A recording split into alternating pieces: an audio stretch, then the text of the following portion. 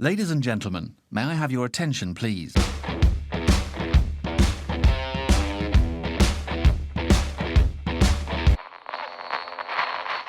Je suis heureux et fier de vous accueillir pour cette soirée de gala.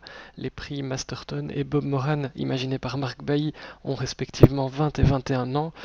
Nous sommes ici ce soir pour mettre fin à un suspense insoutenable et récompenser de nombreux auteurs qui ne dorment plus en attendant le verdict du jury.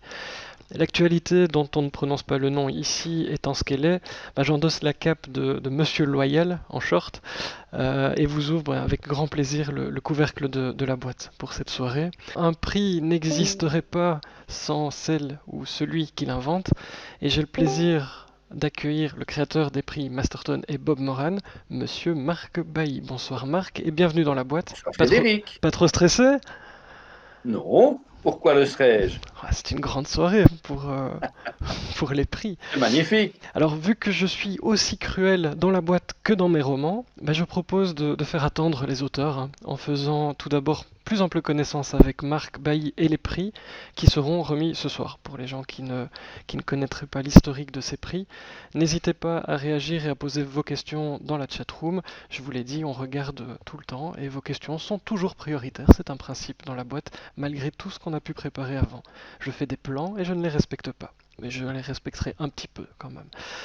Marc, pour celles et ceux qui n'auraient pas encore le plaisir de te connaître, peux-tu revenir sur ton parcours dans le monde de l'imaginaire? Quelles étapes est-ce que tu as envie d'aborder avec nous? On va faire bref pour ne pas ennuyer notre nombreux public, n'est-ce pas?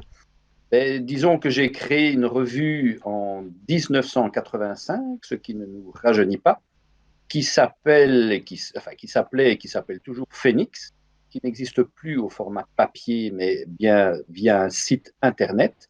Cette revue a existé pendant de nombreuses années. C'était un trimestriel basé sur les domaines de l'imaginaire, donc la science-fiction, le fantastique, la fantasy. Et de fil en aiguille, donc cette revue a existé et a eu a eu 3 ou 4 éditeurs. On a d'abord commencé pendant pratiquement 10 ans à faire tout nous-mêmes, aussi bien, il ne faut pas oublier, à l'époque, il n'y avait pas d'ordinateur, donc tout était tapé à la machine. On sélectionnait les textes, on faisait les illustrations, la mise en page, on allait pratiquement imprimer chez l'imprimeur nous-mêmes.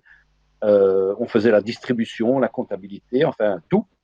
Et puis on a trouvé un éditeur et de ce fait-là, moi-même, je suis devenu directeur de collection. Et j'ai publié de nombreux auteurs, aussi bien francophones qu'anglo-saxons.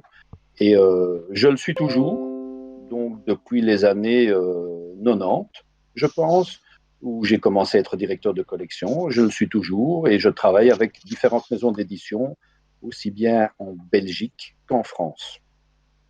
Alors, d'où est Voilà, venue l'idée en bref. de créer ces prix? Donc d'abord le Bob Moran, puis le Masterton. D'abord le Bob Moran, oui, en 1999. En fait, on a organisé un festival qui s'appelait Imaginaire, qui se situait à Bruxelles, à l'époque, avec la Maison du Livre oui, à Saint-Gilles. Et on a créé ça donc en 1999. Et je voulais, pour la création de ce festival qui invitait, je crois qu'on a invité cette année-là une bonne cinquantaine d'auteurs du monde de l'imaginaire, et je voulais créer un prix. Donc on a réfléchi un petit peu, je voulais créer un prix qui ait une connotation aussi bien belge qu'internationale, qui s'intéresse un peu à tous les genres de l'imaginaire, aussi bien la science-fiction, le fantastique, la fantasy, mais le polar également, le thriller. Et je me suis dit que le personnage de Bob Moran était tout à fait d'actualité pour ce faire, puisqu'il jongle, il voyage dans tous ces domaines. Donc ça, c'était la première année. En 2000, le festival a continué, donc. Et la première année, nous avions invité Graham Masterton, qui est un homme charmant. Et nous nous sommes liés d'amitié à ce moment-là. Et à la fin du festival, je lui ai demandé s'il était d'accord que nous puissions créer un prix Masterton pour le domaine du fantastique. Il a tout de suite dit oui, il était enchanté. Et donc les deux prix sont nés comme ça, grâce à ce festival ou à cause de ce festival, parce que je voulais créer quelque chose qui resterait dans les annales. Je ne savais pas si ça allait perdurer, et puis finalement, ben voilà, 20 ans, 21 ans après, ça existe toujours. Alors, peux-tu nous expliquer en quelques mots comment fonctionne le jury des prix et qui compose ce jury? Ben, le jury est très éclectique, dans le sens où on essaye d'avoir des auteurs, des éditeurs, des libraires, des bibliothécaires ou des lecteurs assidus. Euh, voilà, c'est vraiment, il y a de tout là-dedans. Il faut lire de l'actualité, puisque le prix s'intéresse aux nouveautés qui sont publiées dans l'année. Et donc, tout un chacun peut faire partie de ce prix à partir du moment où c'est quelqu'un de sérieux qui est capable de lire des livres et de faire des choix, ce qui n'est pas donné à tout le monde.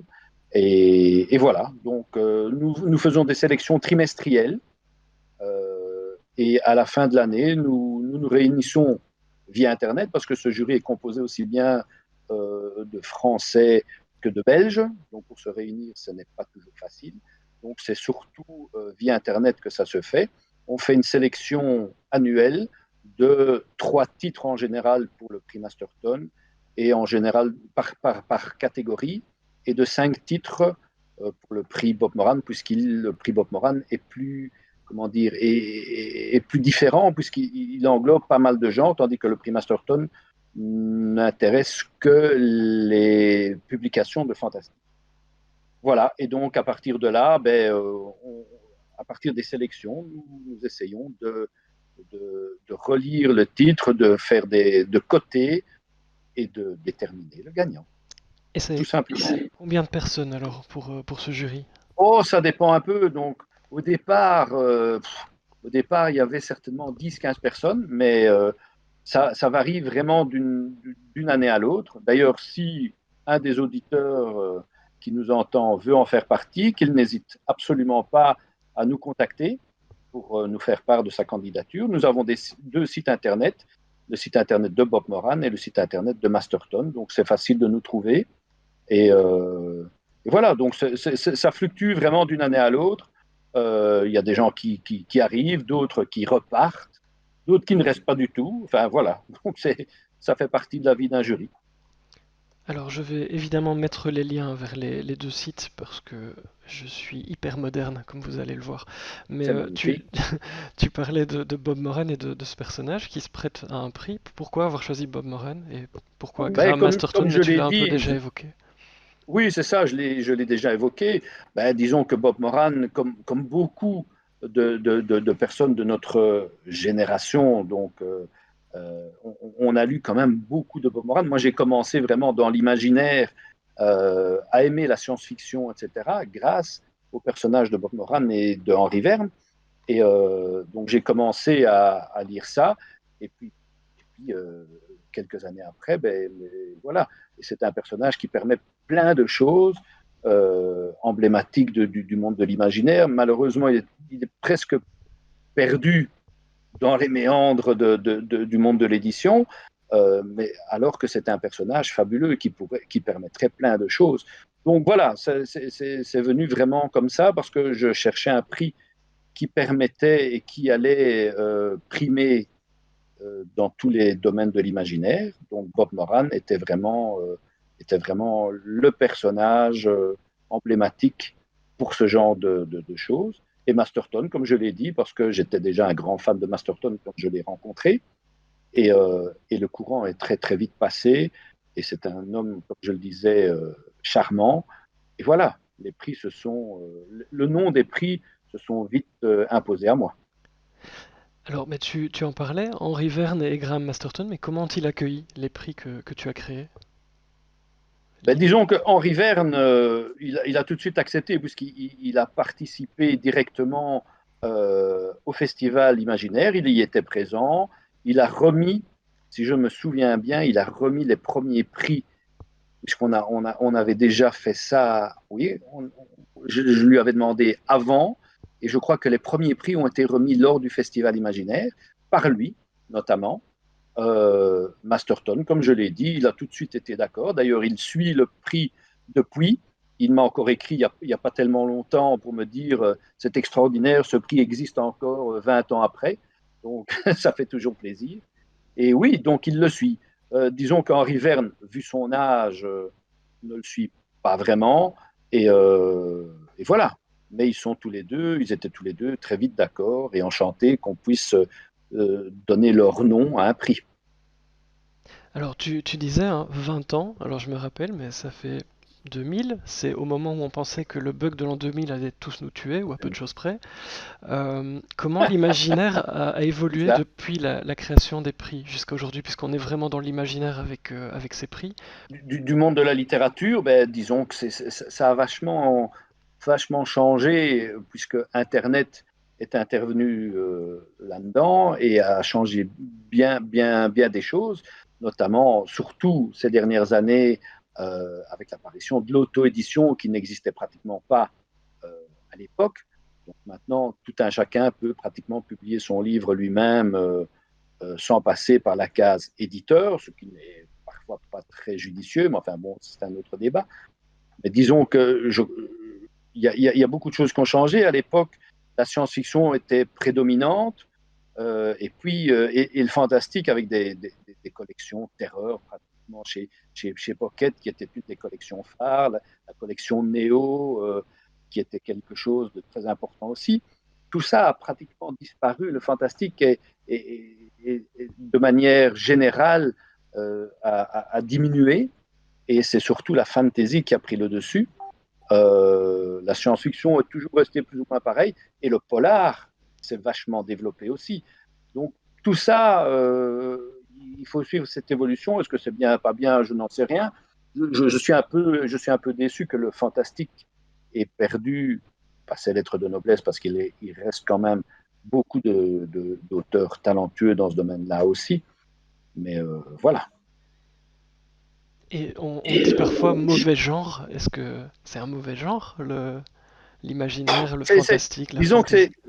non, pas du tout. Enfin, pas pour moi, parce que je suis habitué et je voyage dans ce domaine-là depuis que je suis tout petit. Mais je crois que mauvais genre, c'est surtout en francophonie et surtout en France, parce que aux États-Unis, la science-fiction, le fantastique, la fantasy, tout ça sont des genres à part entière qu'on étudie dans les universités, etc. Ça commence tout doucement à changer petit à petit ici en francophonie, en France surtout, mais voilà, ça reste quand même toujours un petit peu enfin, moins important que la littérature dite générale, alors qu'il y a des chefs-d'œuvre qui sont publiés dans toutes les littératures, dans tous les domaines. Alors, Donc non, ce n'est pas un mauvais genre pour moi. un prix, bah, c'est quelque chose d'exceptionnel hein, pour les auteurs, ça je sais de quoi je parle, pour les éditeurs aussi. Comment est-ce que les éditeurs réagissent à la remise de ces prix depuis toutes ces années? Et au départ, comme nous étions quand même très... enfin, on a créé ça comme ça, sur un coup de tête pratiquement. Donc les éditeurs n'étaient pas spécialement informés, ne nous prenaient pas, comme toujours quand il y a quelque chose qui se crée, il faut faire ses armes. Et c'est vrai qu'au départ, les éditeurs étaient un peu froids, n'étaient pas informés, ne divulguaient pas spécialement les prix. Et puis petit à petit, puisque le prix a continué, a perduré, et ils ont quand même remarqué que c'était un prix de qualité, qui continuait et de manière sérieuse. Maintenant, en tout cas depuis quelques années, il y a beaucoup d'éditeurs euh, qui marquent les vainqueurs, qui mettent un bandeau, qui l'annoncent sur leur site internet, etc. Donc ça fait toujours plaisir, parce que il ne faut pas oublier, faire partie d'un jury comme ça, c'est entièrement bénévole. Donc on fait ça sur notre temps parce qu'on aime ça. On n'est absolument pas sponsorisé par qui que ce soit. On reçoit des livres, et encore pas toujours tous les bouquins. Et là aussi, je fais appel aux éditeurs, aux éditeurs et aux auteurs, pour qu'ils nous informent de la parution de leurs livres, parce que vu la quantité phénoménale de livres qui paraissent chaque année, nous ne sommes absolument pas au courant de tout ce qui est publié. Donc, on fait des recherches, on a nos éditeurs préférés parce qu'on sait que c'est ce genre-là qu'on aime bien, mais il y a plein de bouquins qui paraissent dont on n'est pas au courant du tout. Donc, il y a certainement, enfin, il y a probablement des titres qui mériteraient d'être mis en avant et dont on n'est absolument pas au courant. Mais disons que les bouquins nous arrivent, les éditeurs essayent de nous informer et répercutent le prix, comme je vous le dis, sur les bandeaux, sur les quatrièmes de couverture, sur leur site internet. Donc, le prix maintenant existe, entre guillemets, vraiment par rapport à ce qu'il y avait il y a quelques années. Oui. Est-ce qu'il y a une anecdote que tu aimerais nous raconter sur ces prix, l'un ou l'autre, ou les deux? Une anecdote, disons, comme ça, je n'ai pas une anecdote ni marrante, ni horrible à vous raconter, puisque en général, tout se passe via Internet, comme je le dis, on ne se réunit pas. Le prix finalement a été remis, je crois, peut-être 2 fois lors de les 2 premières éditions, en 99 et en 2000, et tout s'est très bien passé. Par contre, il y a peut-être une. Maintenant, je pense à ça. J'avais créé, donc comme je l'ai dit, j'ai créé Phoenix, donc une revue en 1985, et en 87, j'ai créé le prix Phoenix, qui était tout à fait différent puisque c'était un prix nouvelle, un prix qui allait récompenser une nouvelle inédite. Et donc, ce prix finalement n'a eu lieu qu'une seule fois. Je vais vous expliquer pourquoi. Euh, et pourquoi peut-être les autres prix ne sont apparus que bien plus tard. Donc, le prix a été lancé en 87, a été remis en 1988 à la Foire du Livre de Bruxelles, en présence du Magicland Théâtre. On avait fait toute une mise en scène, c'était assez grandiose. Et donc, il y avait dans ce jury des gens comme Bernard Gordon, Jacques Van Herp, Thomas Owen, Jean Munot, Anne Richter. Et durant donc, tous les gens ont lu, parce que je crois qu'on avait reçu plus d'une centaine de nouvelles. Donc, les gens lisaient et on cotait, etc. etc. Et, et puis, juste après la remise de prix, donc, ils étaient tous présents à la Foire du Livre. Et un peu après, quelques semaines après, nous avions aussi un trophée qui avait été fait par un sculpteur. C'était une sculpture. Et j'ai appris la mort de ce sculpteur un peu après. Puis j'ai appris la mort de Thomas Owen un peu après. Puis j'ai appris la mort de Jean Munot. Et puis un jour, je me disais, mais ça va bientôt s'arrêter, même si ces gens étaient quand même avaient un certain âge, mais quand même, Jean Munot n'était pas si vieux que ça, etc. Ils étaient en général en bonne santé. Bon, bref, je me dis, mais ça commence à être bizarre, toute cette histoire. Et puis un jour, la femme de Jacques Van Herp, donc un des membres, me téléphone en me disant, j'ai une mauvaise nouvelle à t'annoncer. J'étais déjà un petit peu liquéfié, vu les circonstances. Je me disais, mais c'est pas possible. Elle me dit, Jacques a eu un accident. Je dis, oh là là là là. Bref, il n'est pas mort, il n'avait juste que, entre guillemets, le col du fémur cassé. Mais je me suis vraiment posé la question de savoir si ce prix n'était pas maudit. C'est pour ça que je ne l'ai plus recommencé par après.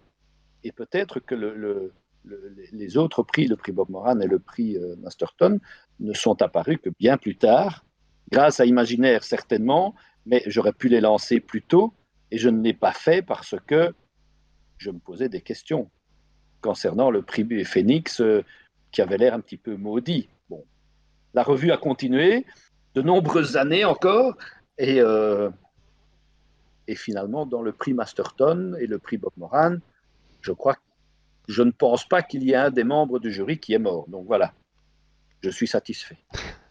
Oui, C'était quand même une anecdote un peu bizarre. oui, c'est plutôt positif, hein, que les membres du jury aillent plutôt bien. Alors, on a Christophe, hein, qui se propose pour la malédiction du prix Phoenix. Oui, oui, je vois. Voilà, il y a peut-être quelque chose à creuser.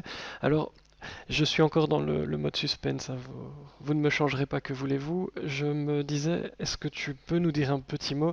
Donc, en gros, les catégories qui sont utilisés pour les deux prix. C'est la Oui, littérature francophone, la littérature étrangère, les nouvelles.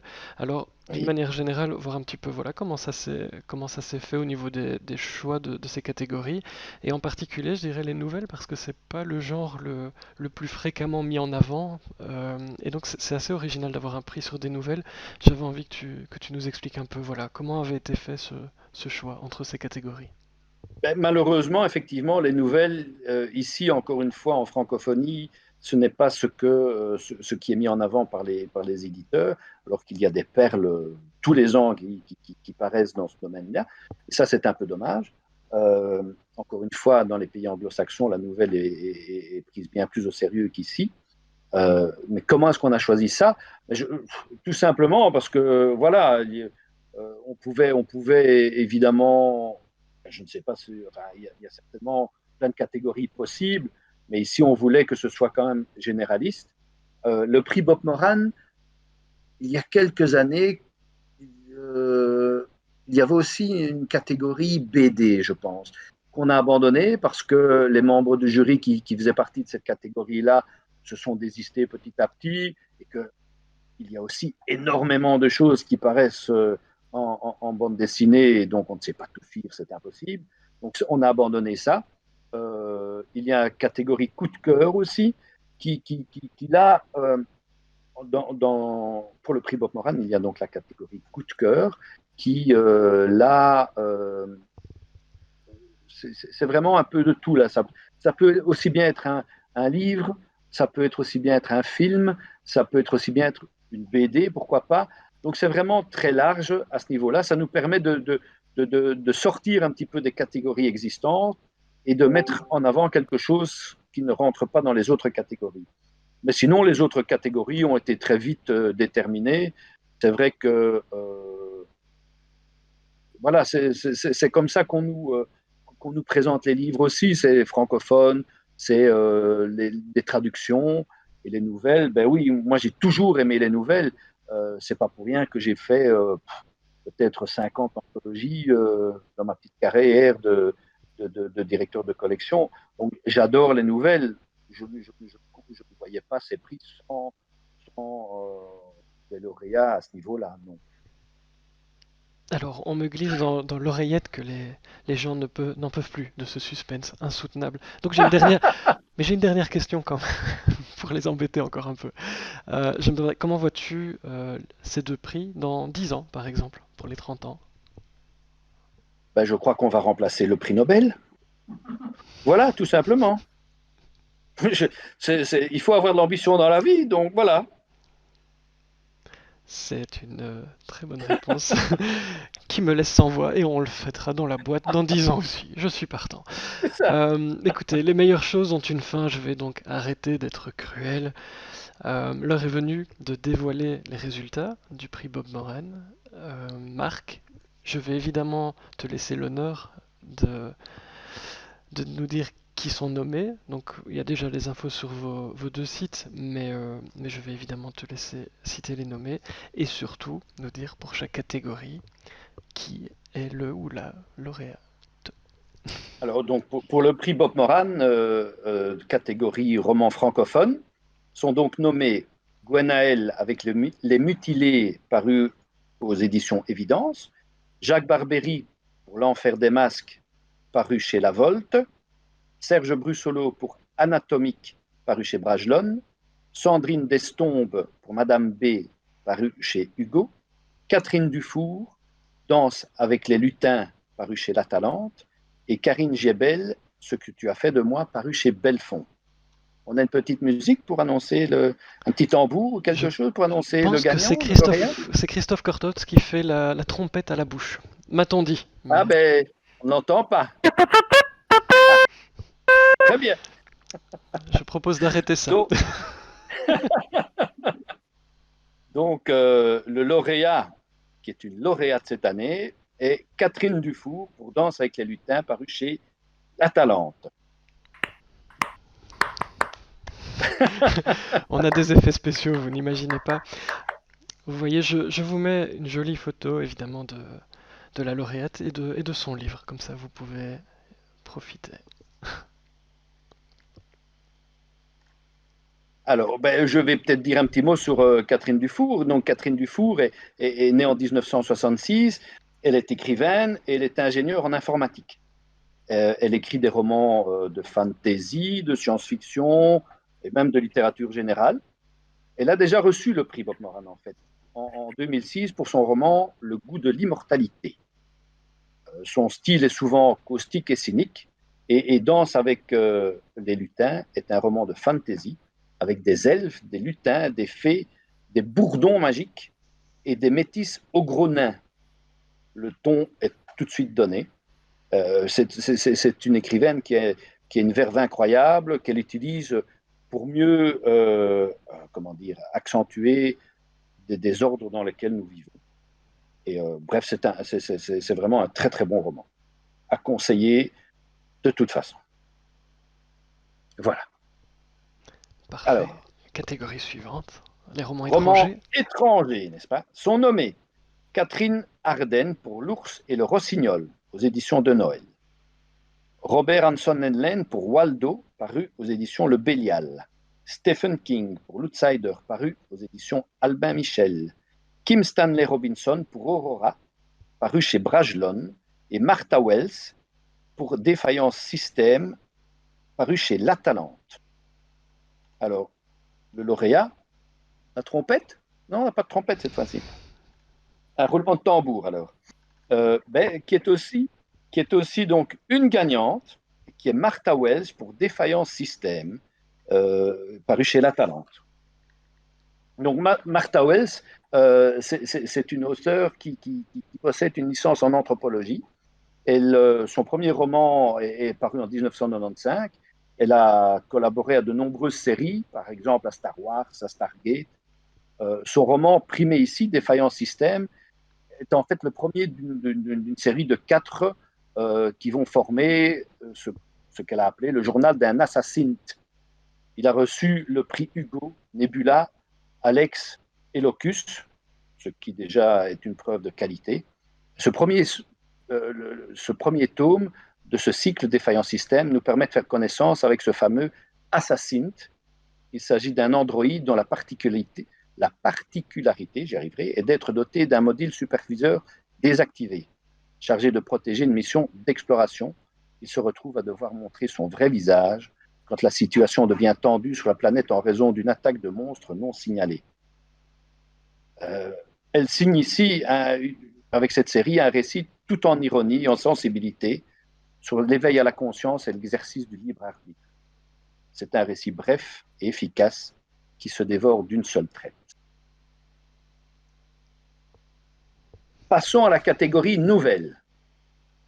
Sont nommés Christophe Cortouz pour Mémoire vivace aux éditions Évidence, Lionel Davoust pour Contes hybrides aux éditions 1115, Bruno Pocheski pour L'espace, le temps et au-delà chez Flatland, et Tad Thompson pour Les meurtres de Molly Southbourne, paru aux éditions Le Bélial. Alors là, ce n'est pas une femme, puisqu'il n'y en a pas dans les nommés, donc ce sera vite fait. Et le gagnant, ce sont 2 gagnants en fait, qui sont ex aequo. C'est Christophe Cortouz pour Mémoire vivace, paru aux éditions Évidence, et Bruno Pocheski pour L'espace, le temps et au-delà, paru chez Flatland.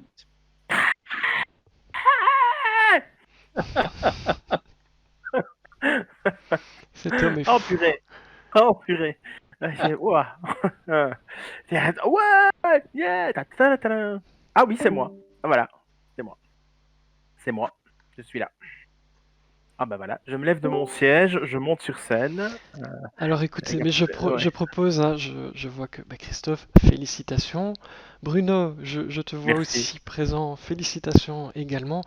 Bruno, tu peux activer ton micro évidemment si tu veux. Je Tu vais viens nous rejoindre, me Bruno. faire un énorme plaisir de vous laisser la parole. Alors, si vous n'êtes pas en caleçon et que donc vous avez une poche et que dans cette poche vous avez un discours, eh bien c'est le moment, c'est l'instant. Vous pouvez remercier qui vous le souhaitez, nous dire ce que vous voulez. La boîte est à vous. Félicitations à tous les deux en tout cas. Merci beaucoup, Frédéric. Bah, non seulement j'ai un caleçon, mais j'ai un caleçon avec une poche. Donc c'est fort pratique, dans lequel je peux aller chercher mon discours. Non, en fait, je suis vraiment super content. D'abord pour une bête raison, c'est que c'est le prix Bob Moran. Et tout à l'heure, Marc en a parlé. Bob Moran, ça reste quand même, pour moi, c'est les premiers romans que j'ai lus sans images. Et je l'ai souvent dit lors d'interviews, c'est aussi la première fois que je découvre qu'on peut raconter une histoire juste avec des mots et la rendre tout aussi excitante qu'un film ou qu'une bande dessinée. Et puis alors, ça me fait super plaisir que ce soit un bouquin que j'ai à la limite commis grâce, encore une fois, à celui qui vous a envoûté pendant toute la première partie de l'émission, c'est-à-dire Marc Bailly. Je ne le remercierai jamais assez. C'est lui qui m'a toujours poussé à écrire. C'est grâce à lui que j'ai écrit Encore. c'est grâce à lui que j'ai écrit mes premiers articles. C'est grâce à lui que j'ai écrit mes premières traductions et puis mes premiers romans. Et là, ici, l'idée était quand même assez surprenante puisque c'est une forme d'écriture mémoire vivace et en grande partie constituée d'une écriture forcée. C'est-à-dire que dans un premier temps, il m'a envoyé 10 photos qu'il avait lui-même prises, puisque il est très modeste, mais il ne le dira pas, ou il l'évoquera peut-être tout à l'heure. C'est aussi devenu un excellent photographe. Et donc, il m'a envoyé 10 photos et je me suis amusé à raconter 10 histoires ou à écrire 10 textes inspirés de ces 10 photos dans un premier temps.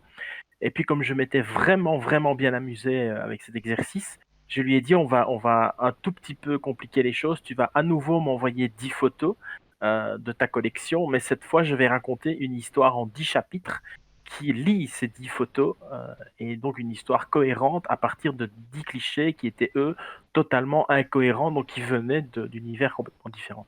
Et lorsqu'il a été question de publier cela, ben, on s'est effectivement tourné vers les éditions Évidence et on a ajouté également 2 nouvelles inédites, ou 3, je crois que c'est 3 nouvelles inédites dans ce recueil.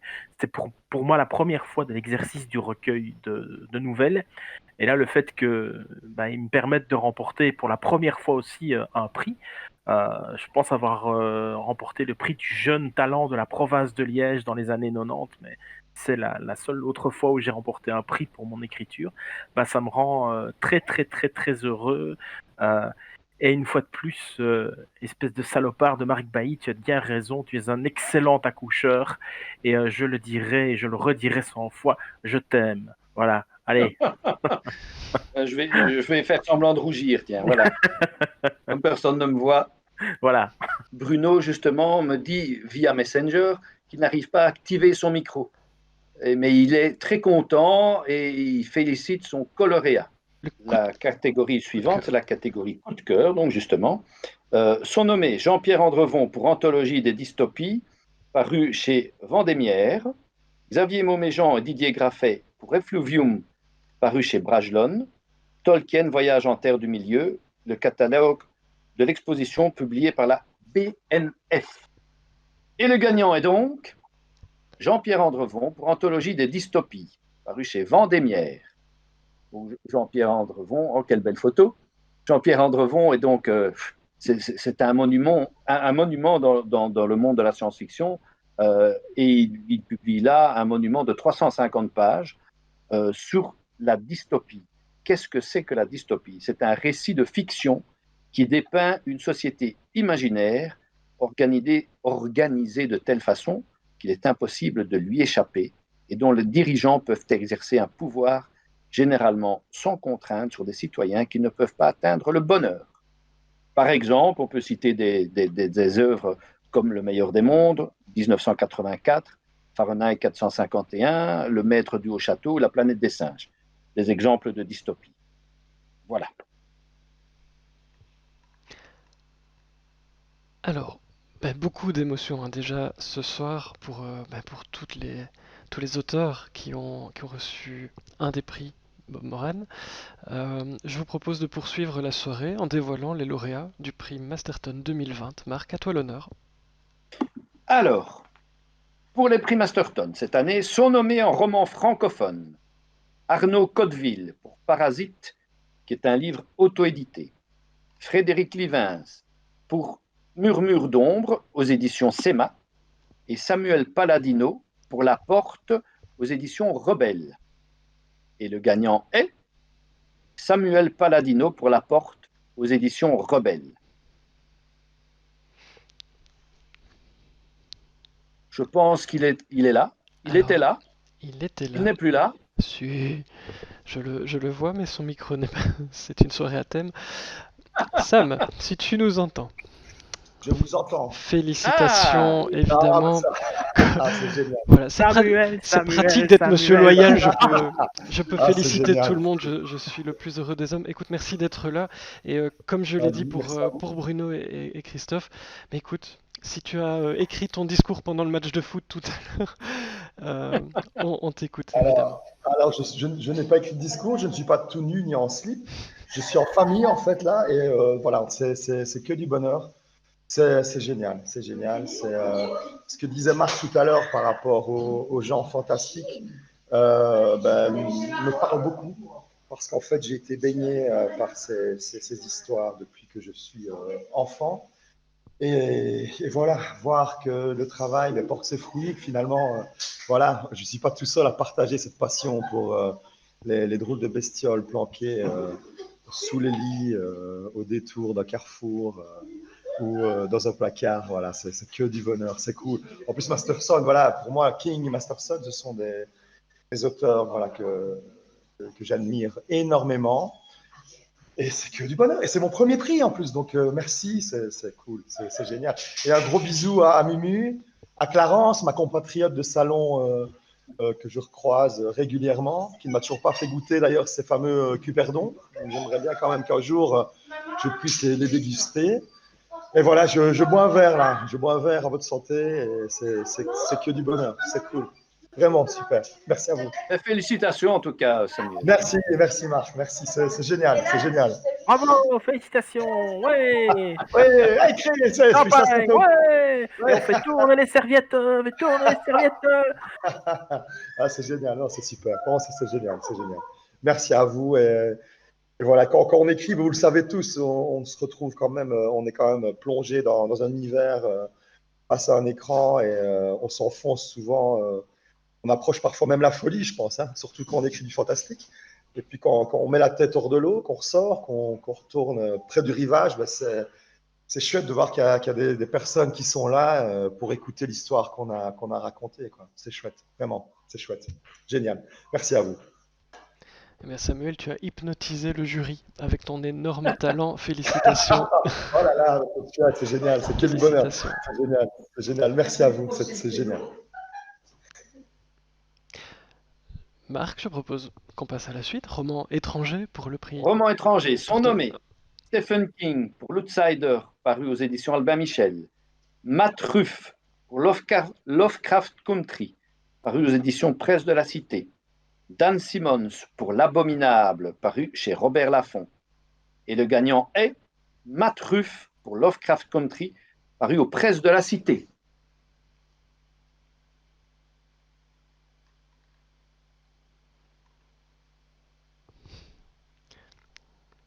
On demande la trompette, table 2. On demande la trompette, tableau 2. Mais je suis là. Mais je suis là. Mais je suis là. Et pourquoi vous me demandez? Je suis tellement content, là j'ai l'impression d'avoir fumé, d'avoir pris de la drogue en même temps, donc oui, ça va être difficile de redescendre un peu sur terre. Vous voulez que je vous dise deux mots sur Lovecraft Country? Oui. De Matt Ruff. Ouais, alors c'est effectivement un excellent roman qui se passe dans les États-Unis des années 50, donc les États-Unis de la ségrégation, et qui met en scène un jeune homme qui revient de la guerre et qui se lance à la poursuite essaie de retrouver son père qui a disparu. Il y a une histoire étrange d'héritage également, et en fait, il est aidé dans sa quête par, entre autres, son oncle, qui est un des auteurs de ce petit guide que les Afro-Américains écrivaient dans les années 50-60 et qui permettait aux Afro-Américains de pouvoir se rendre dans des villes et dans des restaurants, etc., où on les accueillait avec un minimum de respect et de gentillesse par rapport à... puisqu'on sait que c'était pas toujours évident pour eux de se déplacer, surtout dans le sud des États-Unis. Et il va donc se lancer dans une... C'est un roman qui est un peu articulé comme... 3 longues nouvelles. Et alors pourquoi ça s'appelle Lovecraft Country? Parce que sur cette histoire assez classique finalement, va se greffer une histoire de monstres, des histoires de magiciens, de femmes qui se transforment de jeunes femmes noires sans argent à jolies blondes, etc. Il y a tout un univers chez Matreuf qui est très intéressant, qui est très drôle aussi. Il y a beaucoup d'humour noir. Et en même temps, pour un roman qui se passe dans les années 50, qui dit énormément de choses sur l'Amérique d'aujourd'hui, puisque c'est pas moi qui vais vous dire que pour le moment, de ce côté-là de l'Atlantique, il se passe des choses pas toujours très claires et pas toujours très jolies par rapport, entre autres, aux personnes étrangères et aux personnes de couleur. Et alors, pour ceux qui veulent le découvrir, ben, la série produite par HBO vient de débarquer sur BTV, je pense, avec un épisode par semaine. C'est produit par J.J. Abrams, la série. Ça prend quand même pas mal de liberté avec le roman, mais l'ambiance y est et la mise en scène, le choix des acteurs sont assez chouettes, même si le respect pour la narration n'est pas total. Donc, lisez d'abord le roman à la limite et puis venez à cette série, mais c'est 1000 fois mérité ce prix pour Lovecraft Country de Matreuf. Merci beaucoup, Et voilà. Christophe, pour toutes Et ces voilà. explications. Et ça donne envie de découvrir pour ceux qui ne connaîtraient pas. Marc, mais il y avait des nouvelles Catégorie nouvelle. dans le Bob Donc, Moran, il y a également des nouvelles dans le prix Masterton. Masterton, oui, tout à fait. Sont nommés Josiane Balasco pour Jamais plus aux éditions Pygmalion, Christophe Cortutz pour Le Dernier Hobbit, c'est une nouvelle parue dans Mémoire vivace aux éditions Évidence, et Michael Fenris pour une nouvelle Alula parue dans Horizon funèbre chez Éditions Évidence. Et le gagnant est encore une fois une gagnante, Josiane Balasco pour Jamais plus aux éditions Pygmalion. Alors, effectivement, on connaît tous la grande comédienne qu'est Josiane Balasco. On sait tous qu'elle est scénariste, mais on sait moins qu'elle est aussi romancière, alors qu'elle a déjà publié plusieurs romans. Quand on a vu arriver ce recueil, on n'y croyait pas trop, évidemment. Et pourtant, ce recueil est de qualité. On sent qu'elle connaît son affaire, qu'elle aime le fantastique, et qu'elle fait même parfois peur, et c'est surtout souvent drôle. C'est vraiment une petite perle qu'il ne faut pas manquer. C'est vraiment un coup de cœur des membres du jury pour ce recueil de quelqu'un qui n'est pas spécialement catégorisé comme étant amatrice de fantastique. Et pourtant, elle connaît bien son sujet. Alors, quand la littérature est en fête, on aime faire durer le plaisir. Et c'est un grand moment parce que je vous propose de passer à la remise du prix Masterton du meilleur auteur de ces 10 dernières années, catégorie anglo-saxonne et francophone. Alors Marc, le suspense est à son comble. À toi la parole. Oui, donc tous les 10 ans, ici, comme le prix Masterton a 20 ans, c'est la deuxième fois que nous donnons ce prix. Donc on essaye tous les 10 ans de faire un bilan. Quel est le meilleur auteur traduit et quel est le meilleur auteur francophone des 10 dernières années. Donc, dans la catégorie anglo-saxonne, le jury a choisi Joe Hill, dont notre ami Christophe va nous dire quelques mots. Bah oui, Joe Hill, ce que je vais vous proposer, c'est que de vous mettre un petit lien, comme Frédéric le fait bien aussi. Moi, je peux aussi faire ça. Regardez, contrôle, hop, coller, un petit lien. Et voilà, qui est en fait une interview de Joe Hill qui dure une petite dizaine de minutes en anglais, qui parle de son dernier recueil de nouvelles, entre autres, qui s'intitule Full Throttle, et qui revient un peu sur sa carrière. Mais pour ceux d'entre vous qui ne seraient pas anglophones, je vais quand même en quelques mots vous présenter Joe Hill. Alors, il a démarré sa carrière en écrivant des nouvelles, et il écrit des nouvelles dès la sortie du collège. Mais pendant 10 ans, il va réussir à cacher sa véritable identité au public, parce que son papa et sa maman sont également des écrivains. Sa maman s'appelle Tabitha et son papa s'appelle Stephen.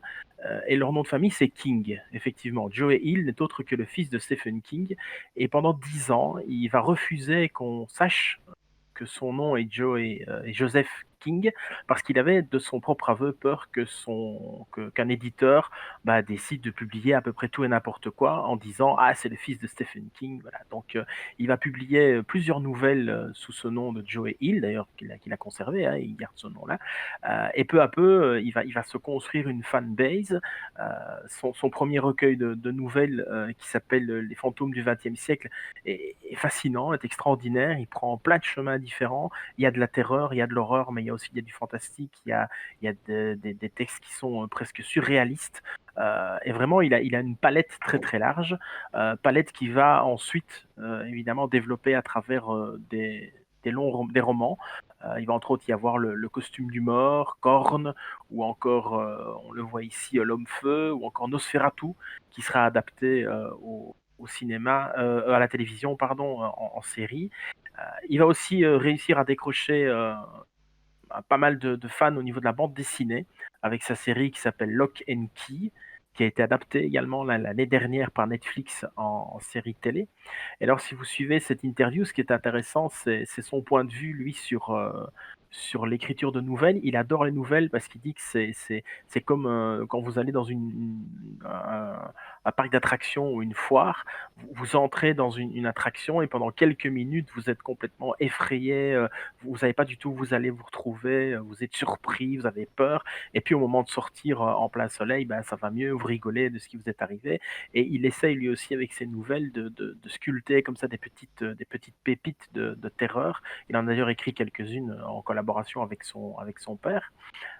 Ce qui l'intéresse aussi, lui, en tant qu'auteur, il le dit, c'est que il a l'impression que le fantastique, c'est un moyen pour monsieur et madame tout le monde de s'entraîner quelque part par rapport à tout ce qui peut leur arriver de plus terrible.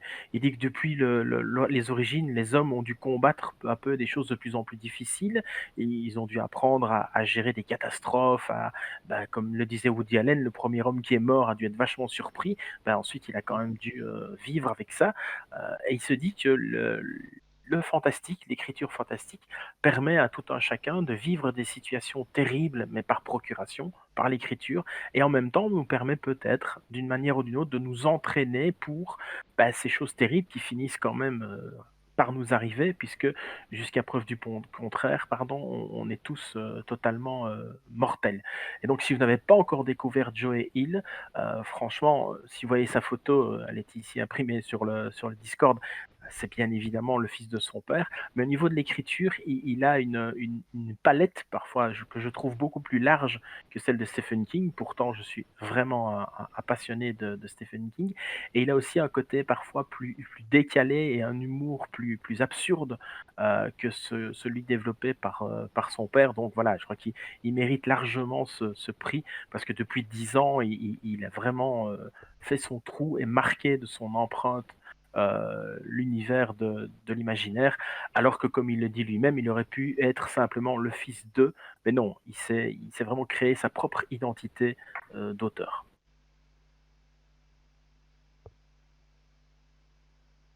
Alors, la dernière catégorie pour aujourd'hui, c'est la catégorie du meilleur auteur francophone de ces 10 dernières années, qui est attribuée à Frédéric Livens.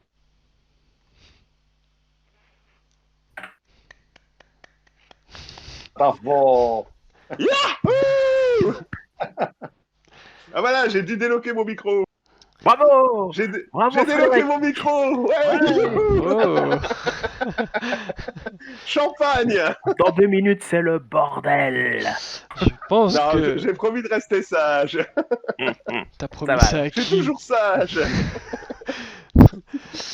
Eh bien, Non, écoute, on m'a demandé de bien me tenir. Je me tiens bien. Voilà. qui a J'ai juste osé dit te youhou. demander ça? Mais Fred, comme je l'ai dit à tout le monde ce soir, félicitations, évidemment. C'est un honneur que tu reçoives ce prix ici dans la boîte. Un prix quand même Merci beaucoup. énormissime. Et vu que tu es là, mais je ne peux pas résister au plaisir de te poser quelques questions. Et si vous qui nous écoutez dans cette merveilleuse salle, vous avez des questions sur l'immense talent de Frédéric, tous les Frédéric en Oula, fait, c'est je gentil, pense. ça. Quand j'y pense, C'est génétique. C'est une question de patronyme, en fait. On n'y peut rien. on n'y peut rien. Mais écoute, pour les gens qui n'auraient pas le plaisir d'avoir déjà lu tes livres. Est-ce que tu peux nous dire un mot sur ton parcours? Mon Ton parcours, bah immense alors il a parcours. commencé, bah, il y a 20 ans où je me suis pris au jeu de l'écriture avec ma première édition, c'était il y a 20 ans, mais j'écris depuis que j'ai 12 ans. Et j'ai reçu mon premier prix Masterton, je me rappelle encore très très bien parce que c'était en mars 2012 et c'est l'une des personnes qui allait devenir l'une de mes éditrices qui m'a prévenu parce que moi j'étais dans le train et elle m'avait envoyé un message pour dire félicitations, tu as reçu le prix Masterton. Et ben, j'étais pas encore au courant en fait. C'était pile un mois avant la naissance de mon fils, j'étais tout fou, je sautais partout, donc ça a été une année qui est restée gravée dans ma mémoire. Voilà, voilà, quoi. Après, il y a eu la rencontre avec Marc Bailly, que tout le monde connaît ici, qui m'a un peu pris sous son aile, qui a lu mes écrits, qui a dit ce qui allait, ce qui n'allait pas, J'y ai qui m'a survécu, beaucoup... dis, tu te rends compte? Incroyable, hein, t'imagines, t'as survécu à ma présence pendant presque 10 ans, faut le faire quand même, hein. Même ma femme a du mal. Et on a concocté un deuxième recueil, enfin on a travaillé ensemble, mais on a concocté plus qu'un livre. Il a travaillé notamment sur l'Obscur avec moi, mais il a concocté avec moi la sélection des nouvelles pour un recueil qui s'appelait Suture. En fait, je lui ai soumis plusieurs nouvelles, il m'a dit lesquelles étaient bonnes, lesquelles étaient moins bonnes, lesquelles il fallait améliorer. Il m'a fait l'amitié de préfacer ce recueil de nouvelles qui est sorti à Lune écarlate en juin 2014, si je ne dis pas de bêtises. Et il a remporté le prix Masterton 2015, ce qui m'a énormément surpris parce que je faisais partie à l'époque du jury du prix Masterton. Et il faut savoir que quand on fait partie du jury du prix Masterton, on part avec un handicap de voix, vu que forcément le seul livre pour lequel on ne vote pas, c'est le sien. Et cette année-là, j'ai eu l'immense honneur de le gagner à égalité avec Mélanie Fadzi, ce qui m'a comblé vraiment de plaisir parce que Mélanie Fadzi est une énorme auteure de SFFF. Voilà, j'aime bien dire ça. Et puis après, je l'ai eu une troisième fois en 2018. Et là, je sais pas. Je crois que c'est le concept en fait qui a séduit parce qu'avec Dark Gates of Madness, je voulais rendre un hommage au pulp de la grande époque. Parce que ben, je suis vieux, hein, à 50 balais. Moi, j'ai grandi avec tout ça. J'étais biberonné à tous ces récits-là. Et j'ai juste trouvé un éditeur assez dingue pour l'éditer, qui est Michael Sconian, ça c'est ma édition. Il y a un illustrateur aussi fou que talentueux, qui est Christophe Huet, plus connu sous Floating Fantasy, qui a fait les illustrations. Et je crois que le concept a plu, et c'est là que j'ai eu mon troisième prix Masterton, mais en tout cas être élu, on va dire ça comme ça, j'aime bien dire ça, meilleur auteur de terreur francophone de la décennie, ben voilà, j'ai pas les mots en fait, parce que je veux dire, quand moi j'écris une histoire, je suis comme un gosse en fait. Christophe me disait souvent ça, j'écris une histoire, je me pose pas de questions, je m'en fous, je fonce. J'ai toujours appliqué cette recette-là parce que j'ai toujours voulu me faire plaisir et que ça fasse plaisir à des lecteurs et que ça ait assez de qualité pour attirer l'attention de personnes elles-mêmes du milieu, ben voilà, je veux dire, j'ai pas les mots parce que c'est quelque chose de très, très émouvant en fait. Voilà, c'est quelque chose que j'aurais jamais rêvé quand j'ai commencé mon petit parcours de scrivaillon il y a 20 ans. Et ça fait quoi d'avoir le prix Masterton en bandeau sur un de ses livres? Ah, Ça représente c'est... quoi en salon, par exemple? Je sais que tu fais beaucoup, beaucoup, beaucoup de salons quand ils sont ouverts. Alors en Et salon, donc, c'est toujours mais c'est toujours une plus-value, je vais dire ça comme ça. C'est pas pour rien que même Press Pocket, par exemple, met Prix Masterton sur L'Enfant du cimetière du Cerceric et tout. Faut quand même bien se rendre compte, c'est vrai que c'est une plus-value, c'est un gage de qualité. Voilà, c'est un label de qualité. C'est comme si on était un bœuf avec une marque au fer rouge sur la fesse droite. Là. À part que moi, on va pas tatouer la fesse, hein, je rassure tout le monde. Mais moi, je reste correct. Hein. Mais non, non, mais c'est clair que c'est un label de qualité. De toute façon, pour les personnes qui sont dans le fantastique, Masterton est et restera l'un des plus grands noms de l'horreur qui existe. Et donc, effectivement, recevoir ce prix, ouais, c'est un gage de qualité, c'est un gage d'excellence, j'ai envie de dire, mais c'est pas question de se la péter, mais c'est vraiment question de, voilà, un auteur, quel qu'il soit, qui a ça, ben oui, voilà, il y a eu des auteurs hyper talentueux comme Emmanuel Delporte avec Stalingrad, Bruns et tout ça, qui n'arrivent pas à se connecter, hein. Je l'ai encore eu sur Messenger, là, on est en train de rigoler, mais voilà, c'est Peut-être qu'il vraiment... arrive là.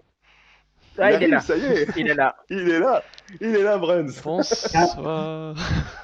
Bonsoir, mon Bruns. Voilà. C'est un miracle. C'est un Voilà. miracle. Non, Je mais sais c'est pas vrai ce que que c'est j'ai quelque fait. chose de fou. Je vais passer la parole à Bruns. Bruns, vas-y, parle un peu. Ah, mais je ne voulais pas t'interrompre. Alors donc, Tu ne m'interromps pas. en tout cas, on s'est déjà félicité dans les coulisses parce qu'on a entre Frédéric et moi, il y a un private joke. En gros, lui c'est Merckx, il gagne 1000 balais. Lui qui gagne les prix à répétition. Et moi, je suis Fausto Corti. J'en gagne quelques-uns quand même, mais moins que le cannibale. En tout cas, ça fait très plaisir, vraiment, parce que c'est-à-dire que déjà l'année dernière, il y avait eu le Masterton. C'est vraiment quelque chose qui m'avait énormément touché et surpris. Et comme le recueil de cette année, c'est un petit peu le jumeau dans le recueil en science-fiction. L'année dernière, ça s'appelait L'amour, la mort et le reste. Et donc, cette année, c'est l'espace, le temps et au-delà. Bah, ça veut dire que j'ai réussi mon petit diptyque. Et bien, donc, je l'ai écrit à Marc, je voulais féliciter Christophe également. Il partage avec moi cet honneur. Merci beaucoup, Bruno, merci. Et puis, bien évidemment, remercier l'ensemble des membres du jury. Et, voilà. Et félicitations à toi. Me font plaisir une fois de plus. Merci beaucoup. Mais encore Bravo, Bruns. félicitations.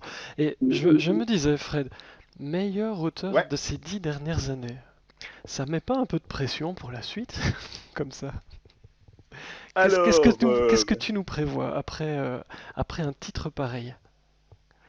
Eh ben, figure-toi justement que ceux qui me connaissent en privé savent très bien que j'ai pris la décision de mettre une grosse pause à mon écriture depuis plusieurs mois déjà.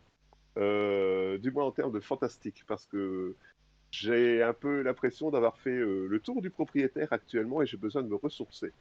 Donc je me suis lancé dans d'autres projets, et dans ces projets, il y a un jeu de rôle, il y a une BD, il y a des romans jeunesse, parce que je m'éclate toujours pour les enfants, ça c'est le fait d'avoir moi-même des enfants. Donc il y aura toujours des romans fantastiques à un rythme beaucoup moins soutenu que ce que j'ai fait jusqu'à présent, parce que j'ai besoin justement de me ressourcer. Je n'ai pas envie de proposer des histoires aux lecteurs qui seraient toujours sur les mêmes codes. J'ai pas envie d'emprunter le chemin déjà que j'ai balisé dans mon univers. En tout cas, je n'ai pas envie de reprendre les mêmes sentiers. Et donc pour ça, j'ai besoin de voir d'autres horizons. Et donc ces autres horizons, je vais les visiter. J'ai un roman de fantasy aussi qui est en développement pour le Héron d'Argent. Voilà, j'ai envie un petit peu de diversifier mes univers. Donc c'est une énorme reconnaissance pour mon travail dans le fantastique, ma passion pour le fantastique, qui m'accompagne depuis que je suis tout petit, parce que Marc et Christophe soulignaient l'importance de Bob Moran. Moi, mon tout premier roman que j'ai lu, c'était Le Dragon des Fanstone de Bob Moran. Et donc je crois que celui-là a vraiment été le pied à l'étrier pour le fantastique. Je crois que tout auteur de notre génération, belge de surcroît, a grandi avec Bob Moran, parce que je veux dire, c'est un incontournable. Donc effectivement, la richesse des univers de Henry Verne faisait qu'on pouvait aimer tous les genres de l'imaginaire avec un seul personnage. Donc effectivement, je marque une petite pause pour le moment à ce niveau-là.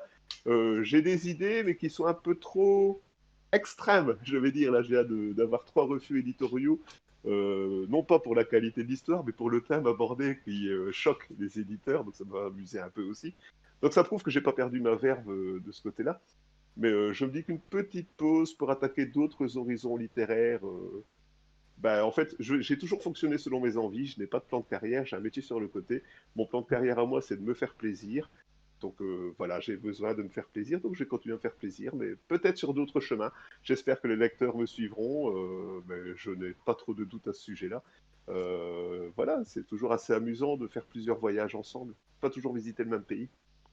Merci pour les réponses à ces questions et encore félicitations pour ce prix. À très très bientôt dans les salons et ailleurs. Un grand merci aux membres du jury et d'avoir aussi bon goût. Non, je rigole. Mais un énorme merci en tout cas aux membres du jury et un énorme merci à tous les lecteurs qui me suivent et aux éditeurs qui croient en moi, parce que ça n'aurait jamais été possible sans eux. Voilà. Et un énorme merci à toi, Fred, d'avoir ouvert la boîte ce soir. C'est tout à fait normal. Marc, si je me Oui. trompe pas et si je compte bien, ça nous fait 10 lauréats. C'est absolument énorme hein, de tous ces auteurs heureux. D'autres un peu plus déçus, mais qui ont fait des livres incroyables, je n'en doute pas, parce que déjà être dans la sélection, c'est énorme. Je vais te laisser en tout cas la conclusion hein, pour tout ça, de tout ce que tu as entendu, de cette soirée, de tous ces livres, de tous ces auteurs. Je te laisse évidemment la conclusion de cette soirée, de cette cérémonie. Eh bien, je voulais simplement déjà te remercier, toi, de nous avoir ouvert cette boîte. C'est super gentil. Je voulais remercier Christophe qui est à l'initiative de cette idée, puisque c'est lui qui m'a dit, tiens, pourquoi est-ce qu'on ne ferait pas ça chez notre ami Frédéric Ernotte? Ben, je vois, ben, une excellente idée. Je voulais remercier tous les auteurs d'écrire aussi bien. Et voilà, et j'espère qu'on se retrouvera très vite pour une autre soirée identique. Merci beaucoup. Mais Et écoute, avec je grand suis quand plaisir. même, et ça fait très plaisir parce que d'habitude, comme je le disais, les prix n'ont jamais été, ou pratiquement jamais, décernés en public. Donc c'est toujours émouvant d'entendre l'émotion des lauréats. Ça fait toujours très plaisir. Parce que, comme je le disais, c'est un travail bénévole qui nous prend beaucoup de temps. Donc ça fait toujours plaisir d'entendre que les auteurs sont contents, tout simplement. Mais écoute, moi je te remercie aussi. J'aurais honnêtement préféré pour tout le monde, hein, pour la littérature, pour toi, pour tous les lecteurs, que le salon du livre fantastique ait lieu à Paris et que cette superbe soirée soit faite avec un peu de réel, parce que ça nous manque. Mais c'était un véritable plaisir de vous ouvrir la boîte.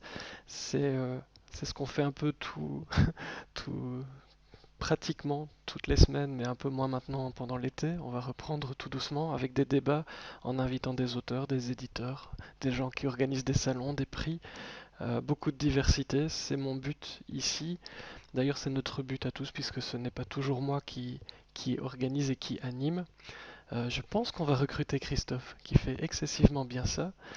Et voilà, on a, moi en tout cas, je pense, passé une excellente soirée avec des trompettes, des applaudissements, une playlist incroyable, mais comme tu le disais, avec énormément d'auteurs talentueux, des livres qui nous font un peu oublier les mauvaises périodes, qui nous font voyager, et, euh, et c'est sans doute ça le plus important. Très bonne année de lecture à Marc et à son jury pour nous concocter un autre palmarès aussi exceptionnel que celui de cette année. Vous retrouverez évidemment tout ça sur les réseaux et ailleurs. Vous pourrez nous réécouter en boucle tous les jours pendant toute l'année en attendant la prochaine édition. Je vous souhaite une très bonne soirée. Je vous dis à bientôt. Et voici notre superbe générique.